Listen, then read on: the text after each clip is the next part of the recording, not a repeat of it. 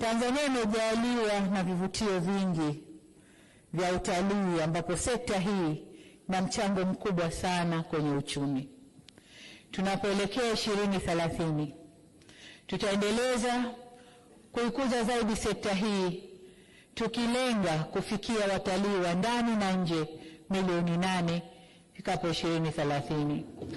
Tunaamini kwamba kutokana na wingi na ubora wa vivutio pamoja na utajiri mkubwa wa kiutamaduni tunaweza kufikia lengo hili. Sasa ili kukuza utalii, tutafungamanisha vivutio vya utalii ili mtalii atumie siku nyingi zaidi akiwa nchini Tanzania.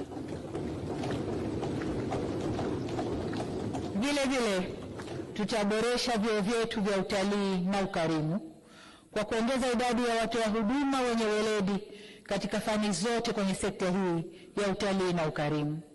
Sekta hii nayo ni sehemu muhimu ya mpango wa kuzalisha ajira kwa wananchi na kutuongezea akiba ya fedha za kigeni.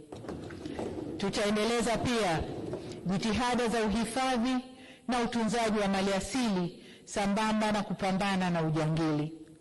Aidha, hatuna budi kuongeza nguvu kabiliana na changamoto ya wanyama waharibifu inayowakabili jamii mbalimbali zinazopakana na hifadhi kote nchini. Niwaahidi kuwa serikali itaongeza askari, vituo vya ulinzi, mbinu na vifaa vya kisasa ikiwemo ndege nyuki kwa kukabiliana na janga hilo la wanyama waharibifu.